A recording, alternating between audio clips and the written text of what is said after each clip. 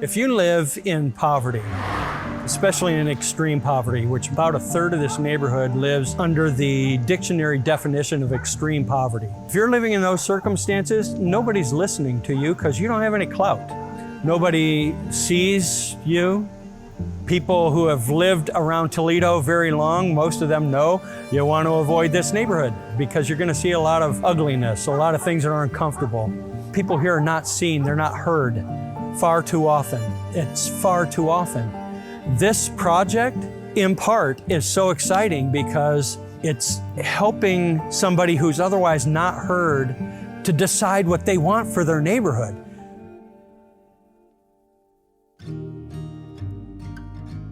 Now, play is really how kids learn about the whole world. And opportunities to do that are really vital to a healthy development. I've been involved with doing some play research in nature for a number of years now with a variety of organizations in the Toledo area, including Toledo Zoo and the 577 Foundation and the Metro Parks. What we've learned from that, we're trying now to apply to the city parks in Toledo to give the opportunities for kids to play in nature in their neighborhood. And in NaturePlay, kids can use the materials that are available in nature to do all kinds of different things. So they think differently, they think more complexly in order to let kids discover what it is they can do and get a sense of what nature is like. We know that when people are engaging with nature, they take on a sense of responsibility for protecting nature. NaturePlay helps build that kind of mindset. The ideas and concepts and what we've learned here in Nature's Neighborhood, we're basically taking on the road to other areas of the city of Toledo. So we are bringing NaturePlay to Paul William Alexander Park and the kids in that neighborhood. When we were preparing for Play Naturally North Toledo, we were doing these play activities at Toledo Public Schools. The reaction from the kids was just outstanding. It's reactions that I don't see on a normal playground, like children saying, "This is the best day ever." I would definitely say the students were excited, engaged throughout the whole experience because many of our students don't have the opportunity to interact with non-traditional playground equipment. But with Play Naturally, students were encouraged to move the materials around. They could combine materials with another group and then expand their play, which is quite difficult to do on a traditional playground. But Play Naturally really supported students to be able to have the freedom when it comes to play and how they wanted to use the materials and also the type of games that they could make up on the spot.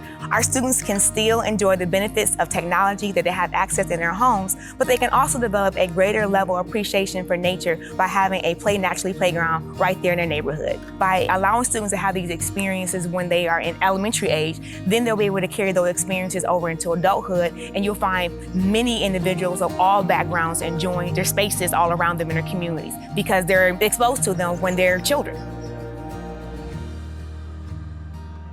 This project here at William Alexander Park is what I would consider a prototype or a pilot project for what we hope to actually introduce in our parks throughout the city, in any appropriate place that we can incorporate the opportunity to interact with nature for our children and for their families. It's a much more sustainable way to develop a park, and it gives kids the opportunity to interface with things that they may or may not have an opportunity to do on a regular basis. I mean, a lot of kids don't climb on logs because they aren't in the middle of a forest, they're in the middle of a city.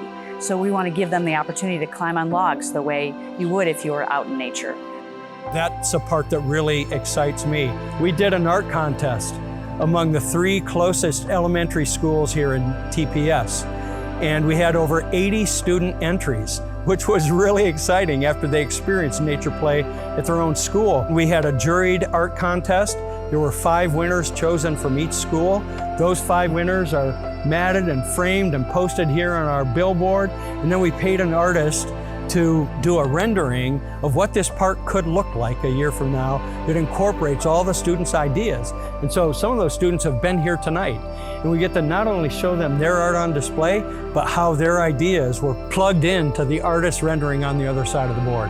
It's the kid response that tells me everything I need to know, that we're doing the right thing, that this is needed and wanted here, and that these kids given a chance, they'll transform this park, and eventually they'll transform some other things in their neighborhood and in their lives too.